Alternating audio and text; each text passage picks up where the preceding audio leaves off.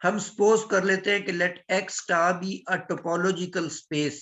X star हमारे पास एक टोपोलॉजिकल स्पेस है, अ सब कलेक्शन बी ऑफ टा। जो एक तो आपके पास ये एक्स होता है ना, इसको हम टोपोलॉजिकल स्पेस बोलते हैं। एक आप कलेक्शन लेते हैं सब सेट्स की टा, इसको हम टोपोलॉजी बोलते हैं। तो आपने सब कलेक्शन किसकी लेनी है? टोपोलॉजी की। जो टोपोलॉजी आपने बनाई है उसके जो अंदर ओपन सेट्स पड़े हुए हैं उनमें से कुछ कुछ आपने उठा लेने हैं, मतलब उसका सब सेट ले लेना है आपने। तो वो उसका जो सब सेट होगा वो बेस कहलाएगा, या हम उसको बेसिस भी बोलते हैं। फॉर दिस टोपोलॉजी टा of x, if every set in टा is a union of members of B। मतलब हमने क्या करना है, B जो है ये एक सबसेट उठा लेना है। किसका सबसेट होगा? ये टा का सबसेट होगा। इस B की खसूसियत ये है कि टा में से जो भी आप सेट उठाएंगे तो वो सेट इस B के मेंबर्स का यूनियन होगा। मतलब इस बी के ऐसे मेंबर्स होंगे जिनके अगर हम यूनियन लेते जाएं तो आपके पास एंटायर टोपोलॉजी टा बनती चली जाएगी। ठीक है। The members of B are called basic open sets. तो बी के अंदर जो आप एलिमेंट्स लेंगे उनको आप बेसिक ओपन सेट्स का नाम देंगे। मिसाल के तौर पर हम एक टोपोलॉजिकल स्पेस एक्स कंसीडर करते हैं जिसमें 5 पॉइंट्स है ए बी सी डी और ई, और एक टोपोलॉजी हमने टा डिफाइन की है इस एक्स के ऊपर जिसके अंदर एक सिंगलटन सेट ए मौजूद है, एक सेट सी डी वाला है, और एक उसके अंदर ए सी डी वाला ओपन सेट है, बी सी डी और ई वाला ओपन सेट, और एक्स इसके अंदर है। तो ये मैंने एक टोपोलॉजी एक्स के ऊपर डिफाइन कर ली। अब मैं इसकी एक सब कलेक्शन लेता हूँ। सब कलेक्शन में एक तो मैंने एम्प्टी सेट उठा लिया, फिर मैंने ये जो ए वाला सेट है ये मैंने उठा लिया, उसके बाद ये जो सी डी वाला है ये सेट मैंने उठाया, और ए सी डी वाला सेट भी ले लिया, सॉरी ये नहीं लिया, और बी सी डी ई वाला सेट और एक्स। अब आप देख लें ये जो ए है ये आप इसको पकड़ लें ए और इसका एम्प्टी सेट के साथ यूनियन लें तो ए बन जाएगा। ए और सी डी इन दोनों का यूनियन जो है ये आपका ये वाला सेट बन जाएगा। और बी सी डी ई ये तो ऑलरेडी इसके अंदर मौजूद है, तो इसी तरह एक्स भी मौजूद है। ये आपके पास एक बेस है उसकी, ये उसकी सब कलेक्शन है। क्योंकि इसके मेंबर्स के आप यूनियन लेते जाए तो वो टा के सेट्स बनते जाएंगे। इसी तरह अगर मैं इस बेस में से एक्स को इग्नोर कर दूं, एक्स को खत्म कर दूं और एम्प्टी सेट को, तो भी ये बेस ही रहेगी। उसकी वजह उसकी वजह यह है कि इन तमाम एलिमेंट्स का अगर आप यूनियन लेते हैं वो तो एक्स बन जाएगा। ठीक है। तो एक्स तो इससे बन रहा है, और बाकी जो एलिमेंट्स है वो भी इसके इनके यूनियन से बनते हैं। एम्प्टी सेट की अगर आप बात करें तो आप सपोज कर लें एम्प्टी सेट कैसे बनेगा। ये जो क्लास आपने ली है इसका जो ऐसे समझ ले इसकी जो एम्प्टी सब कलेक्शन है उस एम्प्टी सब कलेक्शन का जो यूनियन है वो भी आपके पास एम्प्टी सेट आ जाएगा। तो इसका मतलब है कि यहां पर हमें दो पॉइंट्स मिले। एक तो एम्प्टी सेट बेस के अंदर हो भी सकता है नहीं भी हो सकता, उससे बेस पर कोई इफेक्ट नहीं पड़ेगा। दूसरी बात हमें ये पता चली कि एक ही टोपोलॉजी की जो बेस होती है वो यूनिक नहीं होती। Base of a topology is not unique, there may exist more than one basis for the same topology. ठीक है। तो ये बात हमें समझ आ गई। उसके बाद नेक्स्ट मैंने एक और एग्जांपल ली है एक्स, इसके अंदर भी A B C D E है, और इसके ऊपर भी एक मैंने टोपोलॉजी डिफाइन कर ली हुई है, और इसकी मैंने यहाँ पर ये बेस ले ली।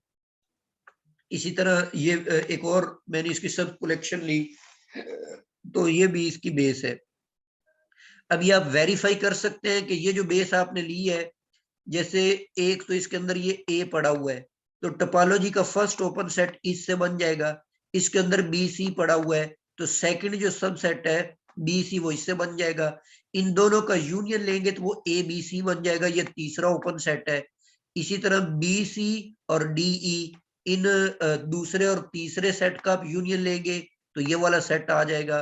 डी ई तो बजाते खुद इसके अंदर मौजूद है, और पहले सेट का और तीसरे का आप यूनियन लेंगे तो ये ए डी ई बन जाएगा।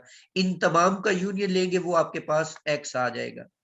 तो इसका मतलब है कि ये भी इस टा की जो है ये बेस है, और इसी तरह ये भी इसके अंदर 5 भी मैंने डाल दी और बी भी। और जब मैंने ये स्मॉल बेस बनाई तो उसमें से ये सेट भी मैंने इग्नोर कर दिया। तो ये दोनों ही टा की बेसिस है जी। नेक्स्ट आपके पास है बेस फॉर द टोपोलॉजी जी। collection of all singleton subsets is base for discrete topology। जो डिस्क्रीट टोपोलॉजी ऐसी टोपोलॉजी होती है जो कि सुपर वो पावर सेट होता है। तो पावर सेट के अंदर चूंकि सारे ही सबसेट होते हैं, और कोई भी आपने सब सेट बनाना हो तो आप उसको सिंगलटन सेट के यूनियन से बना सकते हैं। जैसे मिसाल के तौर पर ये मैंने 3 पॉइंट्स टोपोलॉजी डिफाइन कर ली, और टा है ये टा मैंने इस तरह से डिफाइन कर लिया, पावर सेट ले लिया उसका, तो इसके अंदर सारे सबसेट्स आ गए। ये डिस्क्रीट टोपोलॉजी है। तो इसकी बेस क्या बनेगी, जिसके अंदर सारे के सारे सिंगलटन सेट्स आ जाएंगे। जनरली आप यूं लिख सकते हैं कि सपोज एक्स टा आपके पास एक टोपोलॉजिकल स्पेस है, और इसकी कंडीशन ये है कि ये जो टोपोलॉजिकल स्पेस है ये डिस्क्रीट टोपोलॉजिकल स्पेस है। ठीक है, तो ये टोपोलॉजिकल स्पेस डिस्क्रीट है, और इसकी जो बेस है वो बेस इसकी इस तरह से बन जाएगी कि इसके अंदर सारे के सारे सिंगलटन सेट्स पड़े हुए हैं। सारे के सारे इसके अंदर सिंगलटन सेट्स आ गए, जबकि ये जो एक्स कौन है, ये एक्स बिलोंग कर रहा है एंटायर स्पेस एक्स को। तो this is the base for discrete topology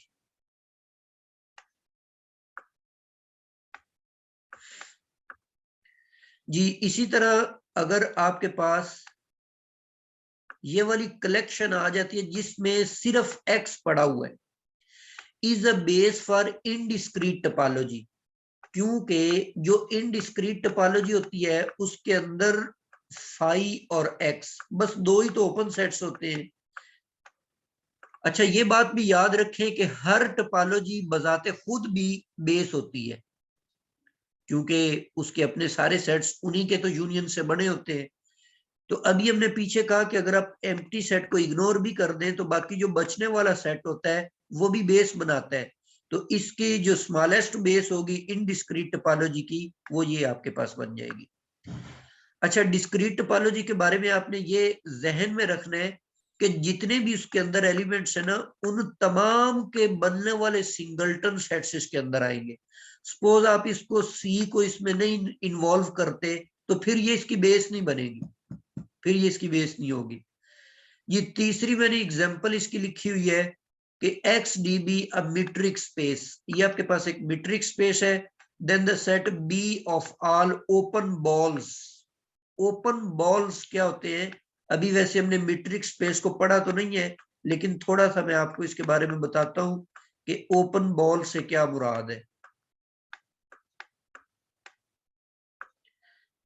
अच्छा, ओपन बॉल से ये मुराद है कि इसके अंदर ऐसे स्पेस के एक्स के ऐसे एलिमेंट्स पड़े हुए हैं जिनका अगर आप डिस्टेंस लेते हैं, इस y का आपने कहां से डिस्टेंस लिया, x से, तो वो जो डिस्टेंस है वो लेस देन r आ जाता है।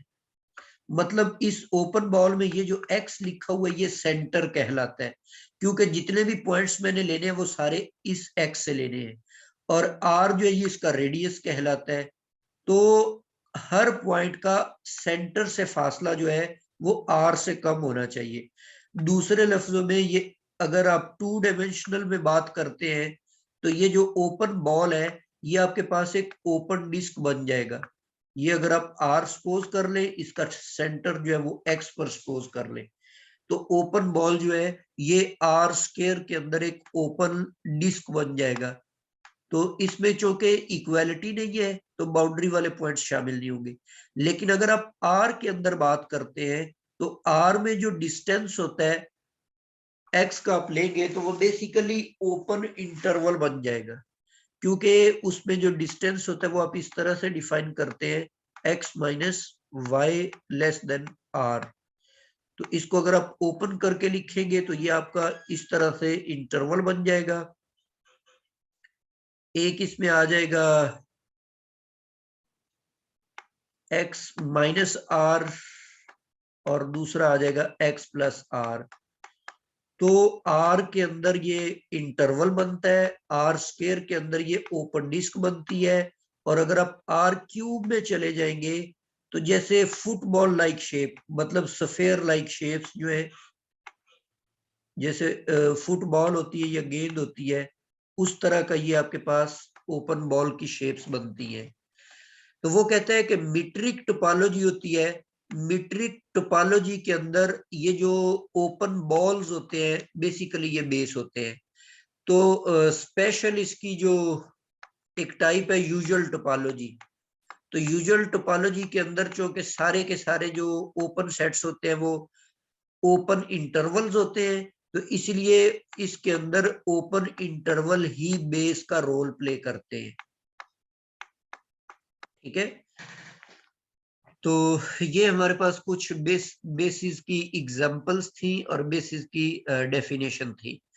नेक्स्ट लेक्चर के अंदर हम इसके कुछ रिजल्ट्स देखेंगे, तो उनके साथ ही हम कुछ चीजें और शामिल करेंगे जो मैंने आज के लेक्चर में पहले भी आपको बताया, कुछ डेफिनेशंस हमने नहीं पढ़ी।